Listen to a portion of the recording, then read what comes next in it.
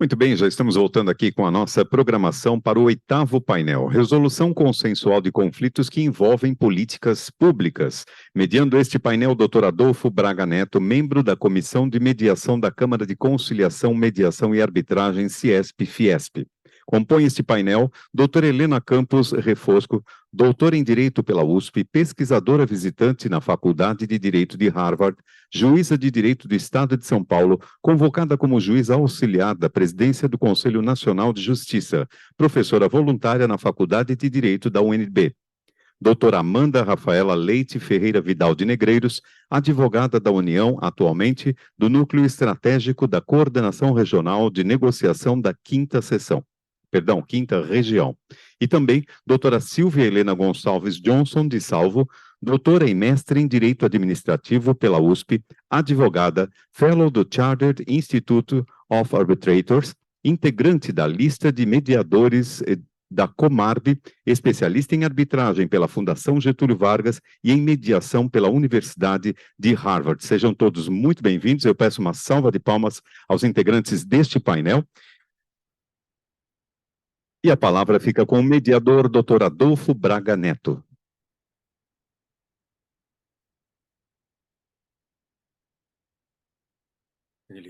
Desculpa, perdão. Boa tarde, é um prazer estar aqui. Boa tarde a todas e todos. Gostaria de estar aqui desde ontem, mas infelizmente, por força da minha agenda, não me foi possível. Mas já ouvi comentários que o evento está excelente, então quem perdeu foi eu. Uma pena. Mas parabéns à Rita. Obrigado pelo convite aqui que foi formulado pela Lilian. A Rita, nossa querida advogada da União, grande amiga. E para mim é uma honra e um privilégio estar rodeado de senhoras com esse saber que vão nos brindar agora nesse painel. E justamente um tema que para mim é muito relevante, e estava falando com o pessoal do Tribunal de Contas da importância de que, como a mediação vem evoluindo, e sobretudo no contexto da administração pública, e sobretudo pensando uma perspectiva de políticas públicas. E eu, particularmente, vivenciei algumas delas, nível estadual e nível federal, e por força da própria mediação, e vi que muitas vezes, por força de mudanças de mandato, mudanças de pessoas, a política pública foi se deteriorando, né? Então, esse é um tema que esse é um dos motivos que a administração pública é um tema de estudo e de preocupação da minha parte. Nós vamos tomar a liberdade de quebrar um pouco a organização, né? Nós mudamos a ordem aqui, por força justamente da Amanda, né, que vai ter que sair por força das atividades dela, vai ter que sair talvez um pouco antes, né? Ela vai pretender ficar no painel todo, mas ela tem um voo próximo, então por esse motivo vamos ser brindados com a Amanda, depois a Helena e depois a Silvia, ok? Então, obrigado. Então, por favor, Amanda. Primeiramente, queria agradecer o convite, né, a Rita, ao doutor João Carlos, pela Escola da AGU, a Fiesp, na pessoa da doutora Lilian, dizer que é um prazer compor aqui esse painel com ilustres colegas, né, a doutora Helena, a doutora Silvia. Desde ontem temos tido enormes aprendizados nesta área de conciliação, de justiça conciliativa, e não só pelos temas e pelos painéis que aqui estão sendo desenvolvidos, mas também pelas pessoas que a gente está tendo a oportunidade de conhecer e trocar ideias e buscar sempre o aprimoramento, né, desse tema que nos é tão caro. Eu vou começar, né, a minha fala trazendo um pouco... eu queria fazer uma reflexão, né, uma citação sobre o nosso tema específico, que é a negociação, conciliação em políticas públicas, trazendo duas citações que envolvem o tema para a nossa reflexão. A complexidade dos conflitos coletivos envolvendo políticas públicas exige cada vez mais do poder público a adoção de ferramentas de prevenção ou tratamento adequado e a implementação de novos caminhos para a resolução em face da crescente judicialização destes conflitos e da insuficiência do processo adversarial tradicional, pensado para dar conta de conflitos atomizados. É um paradigma voltado para o passado, para resolvê-los. A adoção de métodos consensuais por ocasião da elaboração e implementação de políticas públicas controvertidas também pode evitar a escalada de conflitos amplos e a criação de impasses no desempenho de competências da administração, aprimorando a eficiência, o relacionamento com o cidadão e a legitimidade democrática da atuação estatal. Então, dentro do meu trabalho, né, no meu escopo específico de atuação, no âmbito da Advocacia Geral da União, de forma mais específica, da Procuradoria-Geral da União, há algum tempo já foi instalada, né, a política institucional voltada à resolução consensual de litígios. Eu estou há 13 anos na AGU, tomei posse em 2010, e desde então a gente vem vendo um processo, né, bastante, pode-se dizer até célere, de desenvolvimento dessa política. Historicamente, nós éramos acostumados a só fazer acordos naquelas causas em que a União tinha perdido já de vez, enfim, que não havia nenhuma chance de mudança de tese a favor da União. E num passado um pouco mais longe, o advogado da União que fazia acordo tinha que notificar a corregedoria para informar do acordo.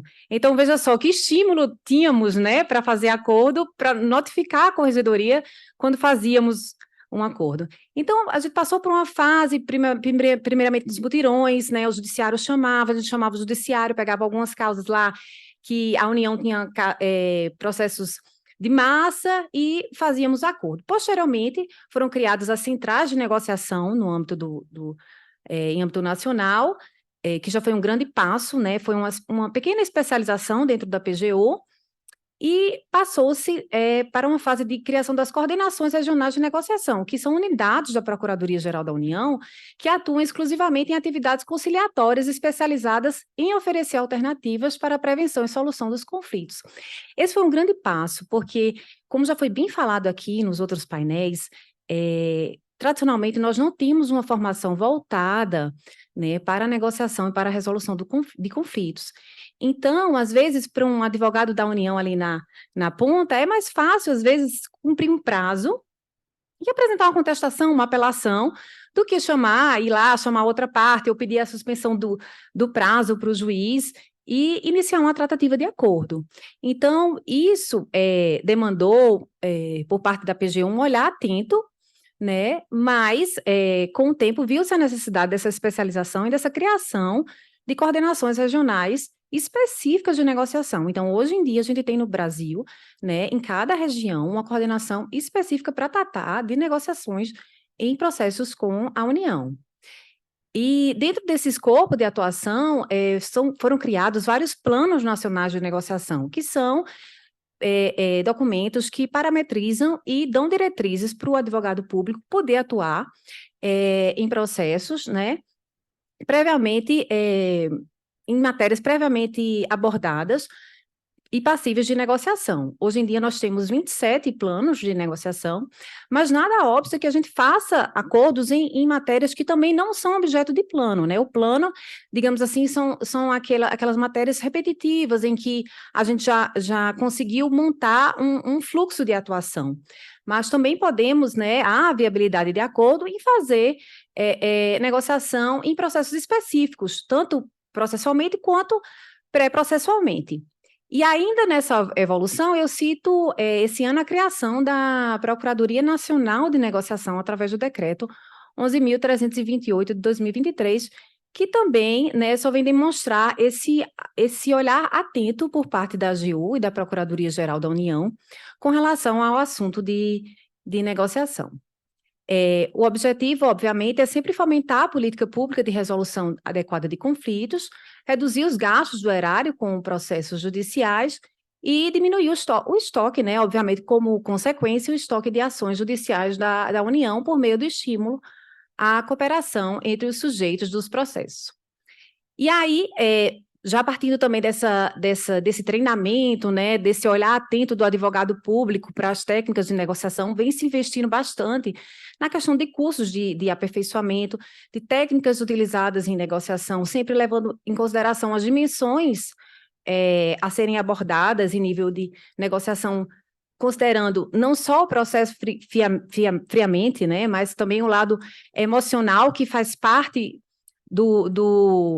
do fluxo quando a gente trata de pessoas, né? Então, a parte emocional, a parte de buscar os interesses envolvidos, a parte da disseminação e do detalhamento do conhecimento do objeto a ser negociado e a utilização, obviamente, de técnicas adequadas de negociação.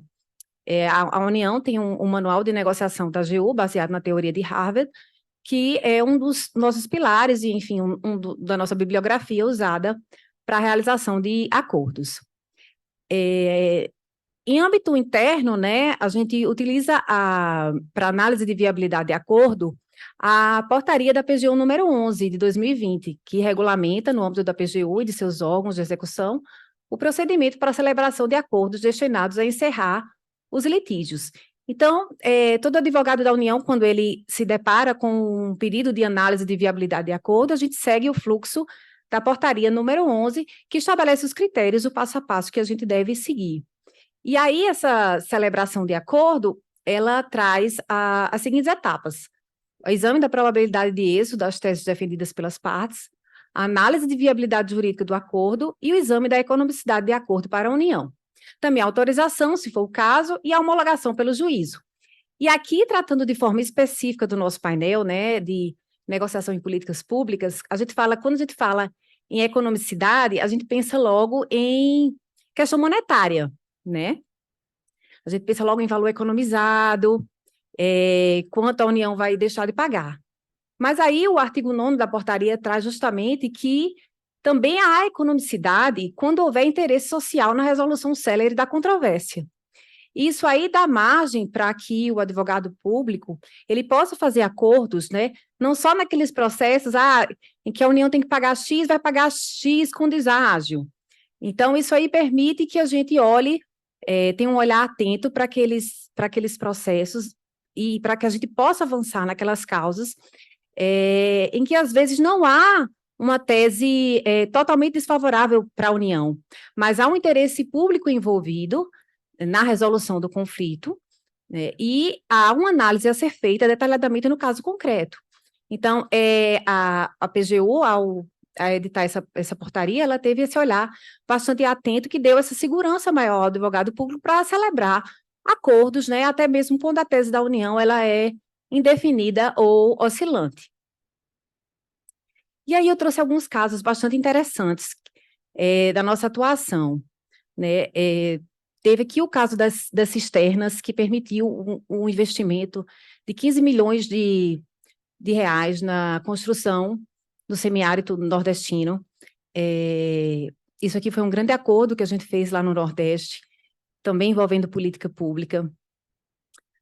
Teve também, como exemplo, eu cito também os acordos em Fundef, né, que é o Fundo Nacional de Educação Básica, que a União tem vários processos ainda em curso, e tanto em âmbito municipal como em âmbito estadual, a União conseguiu selar vários acordos para extinguir esses processos e conseguiu repassar aos municípios valores bastante expressivos.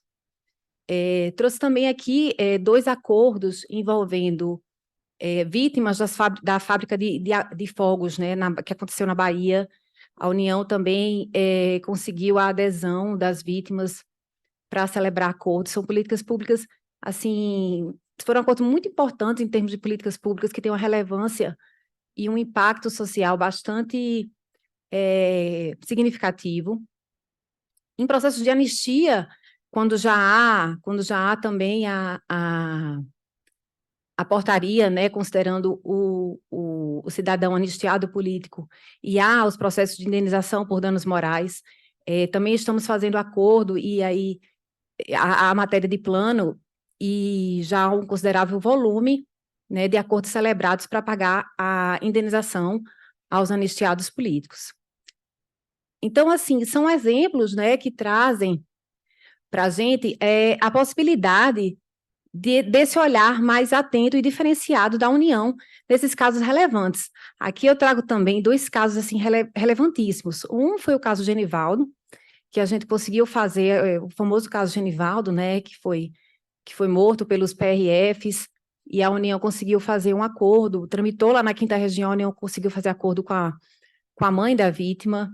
Então, assim, promoveu justiça social ao caso, conseguiu pagar, né, o valor conciliado e extinguiu uma demanda que poderia durar por muitos anos.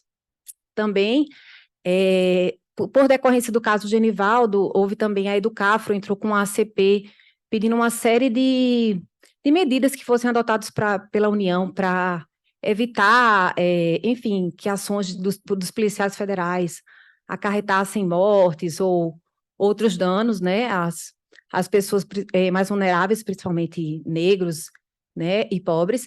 E aí, com base nisso, a União, quando a Educafro entrou com a ACP, a União chamou a associação para conversar, e antes mesmo da intimação do judiciário, a gente sentou para conversar, estabeleceu com a PRF quais eram as medidas que poderiam ser adotadas para evitar, né, que futuras ações se repetissem daquele modo, colocou questões antirracismo nos concursos da PRF, uma série de medidas internas também na PRF foram adotadas para evitar que fatos como esse voltassem a ocorrer.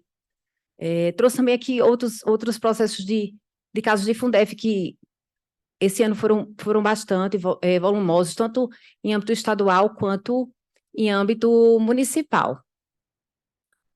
E, por fim, né, trazidos esses casos, me coloco à disposição das doutoras aqui para a gente continuar a nossa conversa. E queria trazer também um pouco da visão para o futuro, né? Trazendo que a pauta de negociação ela está sempre presente no olhar da Advocacia Geral da União e no olhar da Procuradoria Geral da União. E por isso mesmo foi lançado o Laboratório de Inovação Labore, para construir pontes de ideias, tecnologias e conhecimento. É uma medida, né, que faz com que parte da cultura institucional de fomentar a criatividade, a experimentação e a inovação por meio da adoção de metodologias ativas na abordagem de cocriação para a resolução dos problemas. Então, a gente continua pensando, há muito a se aperfeiçoar, é um campo ainda que está muito aberto, né, e a gente precisa sempre dar uma segurança para o advogado público na atuação, principalmente nessas causas que não são, digamos assim, batidas, né, que não são tão repetitivas, mas a gente está caminhando e está avançando, e então me coloco à disposição aqui e agradecer mais uma vez pelo convite.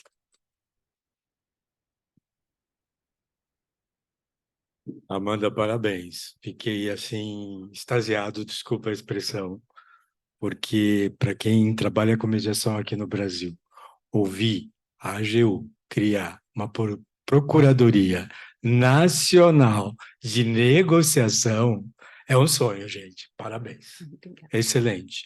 E pensar sobretudo sobre a ótica do resultado, da perspectiva da economicidade que você pontuou. Não é a questão econômica apenas, questão social, que é função nossa, de todos nós e de todas as organizações. Muito bem, da administração pública. Muito obrigado, parabéns. Helena, por favor. A Helena pediu autorização para usar o púlpito, fique à vontade. Muito obrigada. Eu vou colocar o cronômetro aqui só para me ajudar.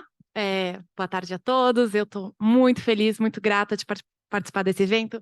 Professor João Carlos Souto, meu querido amigo, que faz uma direção brilhante na Escola Superior da AGU, muito obrigada. As queridas Rita Nolasco, que eu admiro tanto, Lilian, muito obrigada também. E eu vejo muitos amigos, profissionais, acadêmicos que eu admiro muito na plateia, e eu vou tomar a liberdade de saudá-los todos numa grande inspiração, que é a ministra Ellen Grace, que brilhante presidente do Supremo Tribunal, grande inspiração de todas nós magistradas, e que plantou sementes no judiciário que eu vejo frutificando hoje, e eu sou muito grata, ministra. É uma emoção estar aqui falando perante ela. Bem, eu vou falar do tema da resolução consensual de conflitos que envolvem políticas públicas, e eu vou tratar de 3 casos: saúde, política judiciária e educação infantil. Saúde, nós sabemos que nós temos litígios relativos a indivíduos e a coletividades. São muito numerosos. E se nós priorizarmos os coletivos, nós estamos priorizando o acesso à justiça, nós estamos priorizando não apenas aqueles que conhecem seus direitos, mas também aqueles que não conhecem, e por isso é muito importante priorizarmos e fazermos acordos nos processos coletivos. A partir do recurso extraordinário 684, 612 do Rio de Janeiro, que diz respeito ao Hospital Salgado Filhos, foi o último precedente julgado relativo a esse tema de políticas públicas pelo Supremo Tribunal Federal, relator designado o ministro Roberto Barroso. Há uma diretriz muito importante que deve pautar a consensualidade da administração pública, que diz respeito ao fato de que o judiciário não deve se imiscuir diretamente na atividade da administração pública, deve possibilitar um espaço de diálogo, de apresentação de plano pelo próprio administrador, e nesse momento é muito importante uma disponibilidade da administração pública para apresentar um plano de trabalho que seja execuível para fazer acordos, e isso é uma oportunidade para a própria administração pública. Por vezes, há grupos dentro de uma organização que é dirigida por um oficial eleito, por uma autoridade pública, mas que não são escutados. Essa é uma possibilidade de reorganização administrativa também, é assim que ela deve ser vista. É nesse sentido que eu vejo o Poder Judiciário como um poder político, porque a ele cabe a missão muito relevante de desestabilizar políticas públicas e regulatórias que estão imunes aos controles políticos tradicionais. É o que nos ensinam Charles Sable e William Simon num texto brilhante que se aplica à nossa realidade, chamado Desestabilization Rights. E no caso da saúde, eu friso que não existe nenhuma perspectiva, eu não vejo nenhuma possibilidade de cessar a judicialização, não só porque hoje em dia nós já vemos as normas constitucionais como dotadas de efetividade e desse caráter de direito subjetivo, mas também, principalmente porque todos temos direito ao gozo dos benefícios do progresso da ciência. E a extensão desse direito sempre vai contrapor organizações burocráticas e indivíduos na nossa história. E esse direito já está bem sedimentado no âmbito internacional. Eu trago exemplificativamente o Pacto Internacional sobre Direitos Econômicos, Sociais e Culturais, a Declaração Americana de Direitos Humanos, o Protocolo de São Salvador e a Declaração sobre o Uso do Progresso Científico e Tecnológico no interesse da paz e em benefício da humanidade da ONU, que sublinha que esse direito ao gozo do benefício do progresso científico é essencial para a satisfação das necessidades materiais e espirituais de todo ser humano. Trazendo alguns números que eu extraio dos painéis do CNJ, nós temos como processos judiciais pendentes, agora foi de julho, essa medição, 446 mil ações na saúde pública, com 86% de procedência em primeira instância. A gente não tem os graus das outras instâncias. Saúde suplementar, 250 mil ações, 84% de procedência em primeira instância. É um número altíssimo, ele convida a pensar em políticas de acordo e de modificação dos protocolos clínicos. O tempo médio de julgamento das ações individuais é 441 dias, das ações coletivas é 514 dias, o que também chama atenção, porque o ideal era que as ações coletivas fossem priorizadas e apesar da sua complexidade, que elas fossem mais velozes, né? E daí, só para fortalecer essa reflexão sobre a importância de acordos na área da saúde, eu lembro que a emenda constitucional 114, uma emenda recente, traz essa determinação de que o Congresso Nacional faça um exame analítico dos atos, dos fatos, das políticas judiciárias com maior potencial gerador de precatórios e de sentenças judiciais contrárias à Fazenda Pública da União. E eu entendo que de todas as fazendas, possivelmente, né, porque ele menciona os outros entes federativos no parágrafo 1º. Então, realmente é um convite a pensarmos em políticas consensuais e avanços mais rápidos dos protocolos clínicos para que todos se beneficiem do progresso científico. Em termos de política judiciária, esse tema me fascina. Então, vai ser julgado em breve, imaginamos, né, o tema 1169 do STJ, que diz respeito à liquidação prévia à execução individual de sentença condenatória genérica proferida em demanda coletiva. Possivelmente uma superação do tema 482, embora isso não tenha sido apontado expressamente pelo STJ quando da seleção do tema. Então, a gente está falando, especificamente, os casos que geraram o tema 1169 são casos de funcionários públicos aposentados do IBGE, são ações do TRF da segunda região, todos os 3 casos idênticos, então aquelas gratificações que não são pagas aos aposentados e geram sentenças coletivas, que são comuns também no âmbito estadual. Aqui no Tribunal de São Paulo nós tínhamos condenações coletivas que deveriam beneficiar 50 mil, 100 mil, 150 mil funcionários públicos, e é muito grave que não exista uma política, eu considero muito grave, uma política judiciária consistente em todos os âmbitos da federação, nos tribunais e na administração pública, de cumprir essas sentenças coletivas de uma forma coletivizada. Isso não faz sentido, isso transforma... eu nem sei qual o âmbito que eu vou falar do meu lugar como magistrada, transforma varas de fazendas públicas em locais que giram em torno de execuções individuais, transforma juízes em burocratas, as sentenças não de temas relevantes demoram muito mais do que demorariam, porque estão sendo processadas essas milhares de execuções individuais. Sob o ponto de vista do cidadão, é péssimo, quer dizer...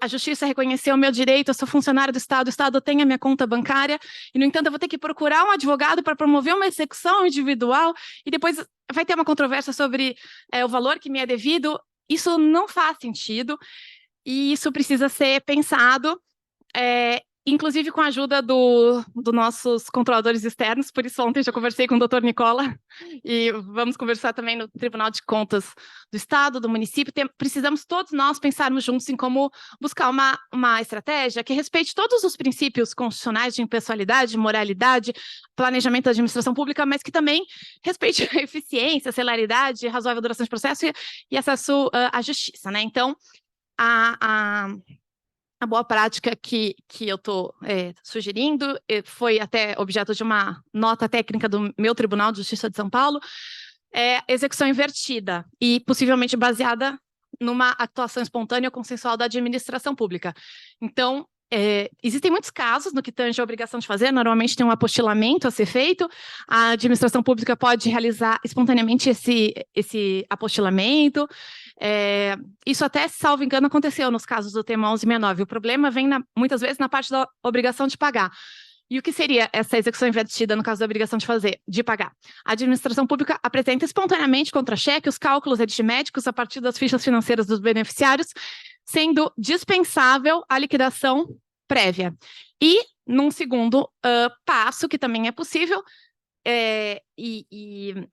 que temos casos, pagamento em folha ou em portal, ou parceria com instituição financeira. Teve um caso em São Paulo que eu já vou mencionar de uma ADIM estadual que reconheceu o direito à restituição de IPVA, e a administração pública publicou um anúncio dizendo que quem tivesse direito tinha que se apresentar perante o Banco do Brasil, não exigiu a execução individualizada.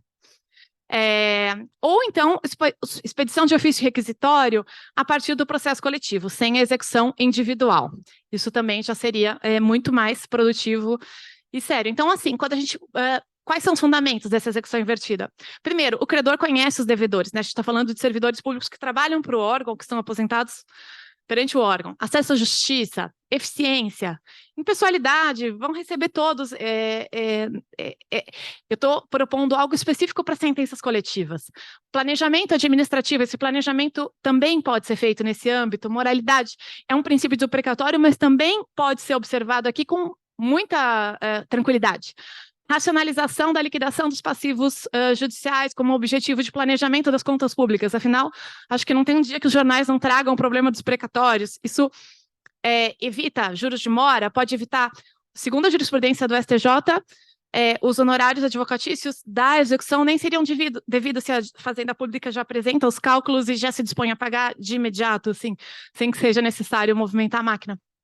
Vantagens gerenciais para a administração pública, juros e honorários, o que eu acabo de mencionar. E trago também alguns fundamentos legislativos para o que eu estou sustentando. Então, o artigo 5º, razoável duração do processo, celeridade na sua tramitação. Artigo 163, 8º, acabei de mencionar, sustentabilidade da dívida. Emendas constitucionais 113, 114, até transcrevi o artigo 6º, né? Quer dizer, é uma preocupação do legislador. Artigo 30, parágrafo 7º da Lei de Responsabilidade Fiscal, limites da dívida consolidada, que também tem impacto nas dívidas públicas. A Lei 14.057, de 2020, traz inúmeras disposições para o acordo com credores para pagamento de desconto dos precatórios federais e estimula bastante essa consensualidade no que diz respeito à dívida pública. E o artigo 14 do Decreto-Lei 200, que fala muito também da racionalização e simplificação do trabalho administrativo. Então, a gente tem as procuradorias trabalhando com milhares de execuções individuais, quando possivelmente existem formas muito mais eficientes de que isso possa ser feito, né? E quando a gente pensa no paradigma mundial de processo coletivo, né, que foi a nossa inspiração também, que é os Estados Unidos, a gente vê que as class actions não têm, graças a Deus, por isso elas funcionam, essas execuções individuais de que nós tratamos. Existem outras formas, elas podem ser inventadas por nós ou copiadas, mas existem formas de buscarmos maior eficiência. Então, casos concretos que eu consegui mapear. No município de São Paulo, mapeei vários, trago um deles, que aconteceu o pagamento em folha dos atrasados de um mandado de segurança coletivo, e o número eu cito ali, depois posso também fornecer. Parceria com instituições bancárias, esse caso que eu acabei de mencionar, do IPVA para pessoa com deficiência na ação direta de inconstitucionalidade estadual. Da União, eu não mapeei nenhum, eu peço ajuda a todos que estão aqui, eu vejo vários advogados da União, me ajudem a encontrar um caso modelo para a gente divulgar e pensar junto em outros que possam ser feitos. De funcionários públicos, realmente não encontrei nenhum. E, por último, deixa eu ver como está o meu tempo. Está tranquilo. Eu passo ao caso da educação infantil. Então, nós tínhamos, esse caso é muito interessante, uma litigiosidade imensa no município de São Paulo, cidade mais rica do país, com faltas de vagas em creche, principalmente nas regiões mais vulneráveis, e vejam que interessante, né? Porque quando uma pessoa, uma família mora numa região muito vulnerável, ela não vai necessariamente entrar na fila da lista e creche. Essas filas nem sempre são confiáveis, porque não tem nenhuma creche no meu bairro. Então, não adianta eu me inscrever na lista, porque não vai ter. Então, por isso é necessário um trabalho de busca ativa da administração pública. Quando a gente parte de um paradigma de processo individualizado, isso não acontece, porque, como eu disse, muitas vezes a ausência de creche numa determinada região faz com que a família não se inscreva. Então, por isso, existem parâmetros que podem ser utilizados. Em duas ações coletivas que tramitaram no Tribunal de Justiça de São Paulo, esses parâmetros foram apresentados, foi apresentado, e isso foi muito rico, e é um dos motivos pelos quais eu sou tão admiradora das ações coletivas. Foram apresentados relatórios do Tribunal de Contas do município mostrando que, ao contrário do que era alegado em ações individuais, ou seja, de que existe um problema de reserva possível, na realidade,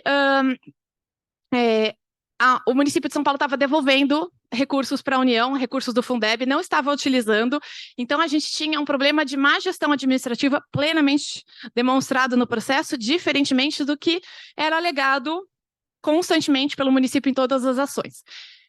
Como o nosso tema é consensualidade, eu já passo para a parte final, os acordos que foram firmados. Então, essas ações foram julgadas procedentes em segundo grau, após a realização de audiências públicas, e o município foi condenado a cumprir o seu programa de governo, quer dizer, essas ações começaram em 2008, mas quando elas foram julgadas, em 2013, tinha recém assumido um novo governo que tinha apresentado um plano de governo de construção de 150 mil vagas. O tribunal claramente se inspirou nisso para condenar o município a cumprir o plano de governo de 150 mil vagas. Só que, na verdade, esse plano não era muito exequível, e, ao final, houve um acordo que determinou o cumprimento de 85.500 novas vagas. O que já foi muito bom, porque a evolução, quando a gente olha o gráfico, ele vinha muito lento. Depois, houve um comprometimento real e houve esse aumento. Foram ampliadas em 90 mil vagas depois, as vagas em creches, né? Então, também houve um compromisso com parâmetros de qualidade, número de crianças por ambiente, por professor, área verde, determinação de apresentação de diagnóstico, informações pertinentes para que o monitoramento fosse feito. Então, ao fim do prazo estipulado no acordo, que era 2020, foram criadas mais de 90 mil vagas. E nesse momento final não havia crianças aguardando em lista de espera. E os dados mais recentes, eu olhei em agosto, revelam que eles são divulgados periodicamente, revelam não haver nenhuma criança aguardando vaga por mais de 30 dias, nos casos em que demandou vaga sem unidade específica, né? Houve, portanto, um avanço real na política pública, o que mostra, a meu ver, a relevância desses acordos que, como eu disse, por vezes empoderam grupos que estavam sem capacidade de diálogo dentro da própria instituição e aprimora o trabalho administrativo. Então, é um caso de sucesso, e eu vejo dessa forma, porque houve uma priorização das ações coletivas, né? Nessas ações individuais, além de uma ausência de mudança da política, preciosos recursos estavam sendo gastos num debate entre 4 órgãos públicos, a Defensoria, o Ministério Público, a Procuradoria e o Juiz. Na verdade, é só a máquina que era movimentada, mas a política pública em si não havia dados que estivesse evoluindo. Esse acordo firmado tinha compatibilidade com o Programa Municipal de Metas de 2007 a 2020 e o Plano Municipal de Educação. E ele resultou, de certa forma, porque homologado em juízo, numa maior vinculação do administrador ao Programa de Metas e ao Plano Municipal de Educação, maior transparência, fortalecimento do papel das associações educacionais que promoveram essas ações coletivas, que participaram do monitoramento, controle da sociedade civil e fortalecimento de critérios de qualidade. Então é isso, muito obrigada, agradeço muito a atenção de todos. Obrigada. Obrigada. Obrigado, Helena. Você toca em temas mais do que importantes, né? Eu acho que a Amanda queria fazer algum comentário. Não, só no que diz respeito às ações coletivas, né? A União tem vários bancos de acordos e negociações também coletivas, depois a gente pode até, enfim, trocar uma figurinha sobre isso aí, como já tem um fluxo desenvolvido, como a gente poderia agregar até no âmbito do CNJ, né? É maravilhoso, para petições de servidores públicos. Sim, inclusive a gente tem fila de espera, tá? Assim, para e negociações em ações coletivas. A procura é bastante grande, principalmente no âmbito da primeira região. Eu atuo na quinta, né? Mas no âmbito da primeira região, por ser foro universal, a quantidade de ações coletivas lá é enorme, principalmente tratando de servidores públicos. Então, eu acho que hoje em dia, aliás, a principal atuação da União em negociação são em ações coletivas, tratando de servidores públicos. Que bom, na minha próxima palestra eu já trago. Mas obrigado, como muito brilhante e, sobretudo, pensar sobre a ótica do ser humano, né? Que é o centro de estudo. Obrigado, Obrigada. Helena. Então, Silvia, por favor. Olá, boa tarde a todas e todos. Antes de começar a minha breve fala, não posso deixar de agradecer à Escola Superior da AGU, na figura da doutora Rita Nolasco e do doutor João Carlos Souto, pelo convite, pela acolhida. É sempre um prazer, uma satisfação estar em eventos promovidos pela EAGU. Cumprimento ainda também pela organização e sempre de temas absolutamente necessários, a CAM, Fiesp, Ciesp. Agradeço o convite também na figura da doutora Lília e da ministra Ellen Grace, que quantas vezes eu puder vê-la me ouvindo, tantas vezes irei elogiá-la, e porque realmente sempre da época dos meus bancos escolares sempre foi um exemplo para mim. E o nosso painel, agradeço a condução do Dr. Adolfo Braga Neto, porque é um profissional com quem eu tenho muito prazer em dialogar. Nós, além de compartilhar o interesse pela mediação, temos o interesse em mediação na administração pública, então isso é fantástico. É pela primeira vez que figuro junto com as doutoras Amanda e Helena, e com certeza vai ser, eu tenho já adiantando aqui um spoiler para vocês, vai ser um jogadinho muito profícuo aqui para todos, né? Fazendo o casamento dessas falas. Vi a doutora Amanda expondo aspectos da institucionalização e da procedimentalização de métodos de negociação e mediação, que é algo para mim que é bastante caro, porque foi o tema da minha dissertação de mestrado, em que me aprofundei bastante, mergulhei no mundo da CECAF. Vejo também a doutora Fernanda trazendo, né, não só com a sua experiência prática, mas a sua vivência acadêmica, trazendo um pouco de realidade prática para aquilo que a gente discute hoje, né, que é a judicialização de políticas públicas ou a conflitualização das políticas públicas. E aí eu me permito a fazer hoje, como uma proposta de fechamento do nosso painel, algumas reflexões, mas são reflexões pragmáticas, né? E para isso eu tomo a liberdade de falar de uma definição que o William Clune ele traz sobre quais são as características conformadoras de uma política pública. E ele elenca de A a G, né? Ele fala, né, na ponto A, que é o bem-estar de uma população associado a bens materiais essenciais à vida, excluindo-se ali valores culturais ou espirituais.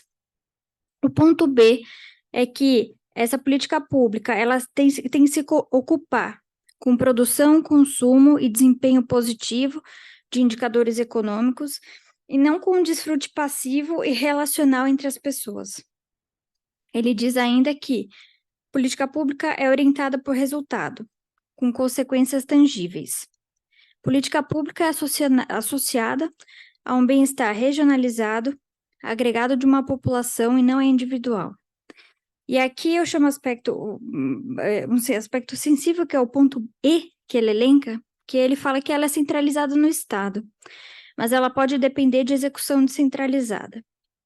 F é em si dependente de dados, e G é um balanço entre objetivos gerais de bem-estar social e o atingimento de um bem-estar regionalizado.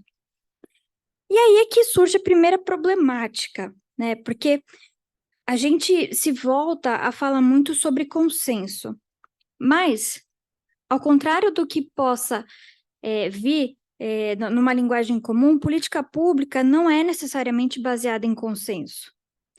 O processo de evolução de uma política pública, sim, claro, pode envolver consenso como forma de garantia de legitimidade ou de efetividade, mas a gênese da política pública, ela não depende de consenso, porque ela não está alocada nas mãos de toda uma coletividade. É feita uma eleição, né? E aqui não estou dizendo, né, que a gente somente vai às urnas para eleger quem vai fazer a nossa política pública, mas ela é baseada numa escolha que a gente faz de centralizar a política pública, a fabricação dessa política pública num ente.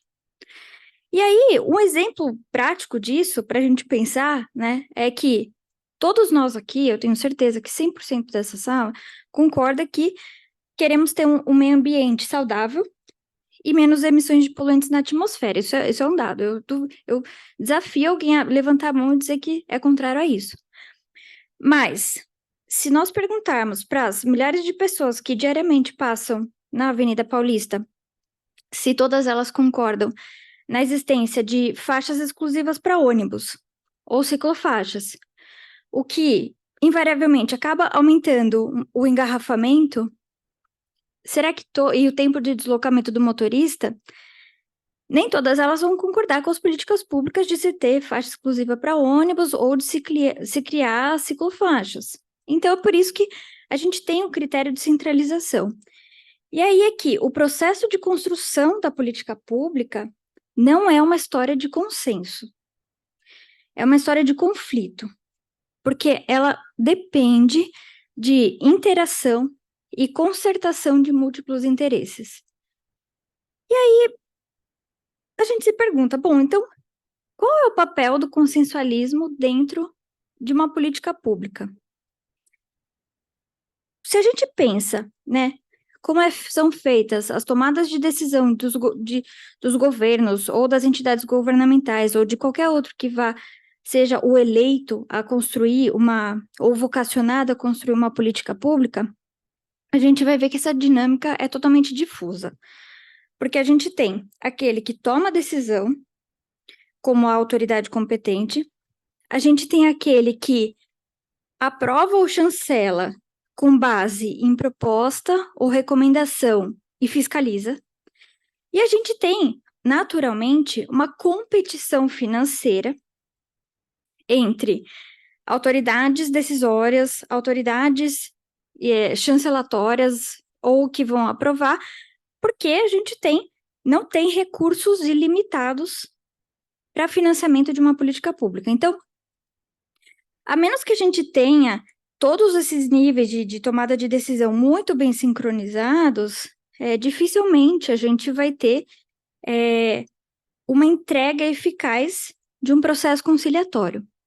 E aí é que o consensualismo ele vem como forma de fornecer algumas estratégias práticas para que haja acordos sustentáveis e efetividade da política pública. E aí aqui a gente toma um passo, né, vai de trás para frente e vê os cases de sucesso, por exemplo, que a doutora Fernanda nos traz. Mas aí, como eu me propus a trazer algumas reflexões pragmáticas, o que eu proponho aqui, a nossa linha de pensamento é pensar sobre a tríade da política pública. O que é a tríade da política pública? Eu gosto, quando eu tive aula com o professor Floriano de Azevedo Marques, ele falava muito sobre isso, né? Uma forma chique de colocar o objetivo, o sujeito e o financiamento. Uma forma mais prática de colocar por que dessa política pública, para quem essa política pública e como e quem vai pagar essa conta. E aí, olhando sobre esse aspecto, é que, pensando no porquê, ou seja, pensando no objetivo, né, onde que o consensualismo ele vai se encaixar? Ele vai se encaixar numa forma de sistematizar o conteúdo dessa política pública, porque, de novo, pensar que o consensualismo ele vai trazer a gênese, né, a gente pensar que 100% da população brasileira vai aclamar, eleger um único valor ou vetor, ou aqui, né, como o Cluny diz, né, um único elemento de bem-estar da população associado a bem material, essencial à vida, isso é impossível, né, esperar que 100% das pessoas venham a fazer isso. Então, o consenso aqui, né, o consensualismo, ele vai vir ao processo de tomada decisória, né, de como a gente vai aperfeiçoar o objetivo dessa política pública. E aqui eu trago um elemento adicional, pensando na nossa sociedade da informação, e um dos valores que o Cluny traz, né, como conformador da política pública, é a dependência de dados. Então, para a gente conseguir estabelecer um objetivo melhor do que seja uma política pública, a gente precisa não apenas entender quem toma a decisão, quem chancela e quem vai abrir o bolso para pagar a conta, a gente precisa entender como constituir regras para coletar dados para que as decisões sejam feitas de forma informada. E aí a gente parte para pensar o para quem, né? O sujeito da política pública. De novo, né, o conceito do Cluny, ele pensa, né, no bem-estar geral, embora ele reconheça, né, que depois, no item G dele, ele reconhece que a política pública é um balanço entre objetivos gerais de bem-estar social, mas quer se atingir um bem-estar regionalizado, o fato é que a gente vive numa sociedade que traz um desafio da polarização. E isso não sou eu, Silvia, apenas quem estou dizendo isso. A doutora Susan Podsiba, ela é uma estudiosa de Harvard, que se volta a estudar matérias de mediation of public conflicts, né, ou public policy. E ela diz isso, né? Ela tem um texto muito interessante que ela publicou para a American Bar Association, em que ela fala sobre esse desafio da polarização no momento de se eleger o beneficiário daquela política pública. Porque a gente vive, né, numa sociedade, no geral, né, a sociedade ocidental, naquela postura do winner takes all.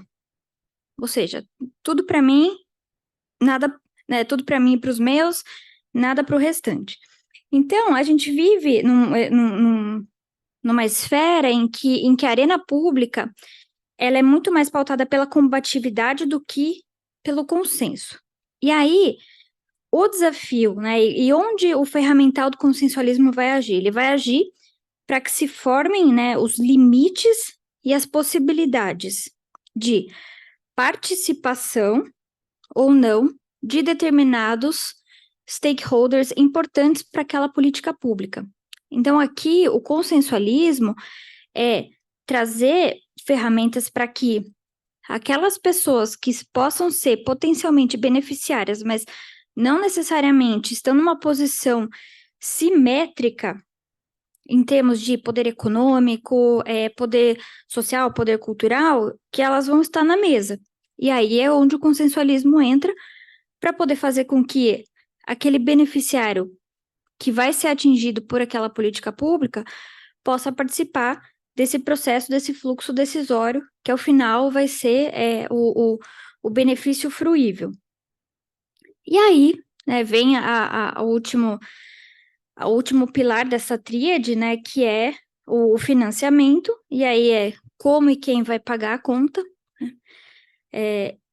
E a gente tem que partir da premissa muito realista, né, embora naturalmente a gente tenha iniciativas maravilhosas do terceiro setor, a gente queira que a sociedade civil se engaje, né, a gente quer que as empresas, né, princípios ESG, elas se engajem no financiamento de políticas públicas. A gente sabe, pelo próprio nosso modelo constitucional, que a nossa sociedade, ela atribui a responsabilidade pelo financiamento, né, de bens e serviços públicos aos governos, né? E por que isso, né? Porque, de novo, é um problema de formação assimétrica da nossa sociedade, e os claros incentivos que existem, né, para que as preferências elas sejam deturpadas. Então, é aquilo que também na teoria da economia social se chama de free riding. Então, o que o consensualismo vai fazer, né, tendo essa realidade posta, é encontrar elementos para dissipar as tensões entre eficiência financeira do Estado, porque a gente sabe que o cobertor é curto, e justiça social. Então, é como faremos boas escolhas em termos de orçamento, para que isso se compatibilize, né, com políticas públicas que necessariamente possam e vão importar em gastos, né? Então, à guisa de conclusão, o que a gente vê é que política pública, a gente precisa retirar o conceito inicial que temos de que políticas públicas são nada mais do que o subproduto de um consenso, porque elas não são, e pensar como consensualismo, na verdade, e só fazendo um parênteses, não necessariamente é uma coisa ruim, né? Não ser o subproduto de um consenso, porque estar numa sociedade democrática importa algum sentido de autoridade. A gente tem alguma demanda por autoridade, né? E alguém vai ter que fazer uma escolha difícil, alguma escolha desagradável, mas em prol de um benefício, talvez para um grupo muito setorizado, mas que para o bem-estar, aí, né, pensando nos termos do Clune, para o bem-estar, atingimento de um bem-estar social muito maior, é uma escolha difícil, é uma escolha indigesta, mas que ela precisa ser feita.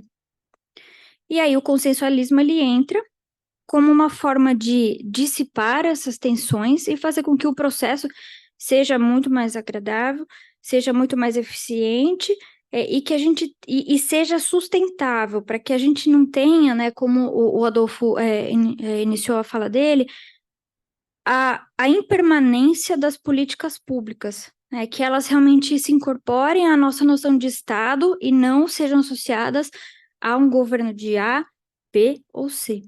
Então, assim, essas são as minhas reflexões pelo momento e fico à disposição de todas e todas, já agradecendo. Silvia, obrigado, como sempre, brilhante. Acho que a conscientização de tudo isso é super relevante e, sobretudo, pensando sobre a lógica da nossa realidade, né?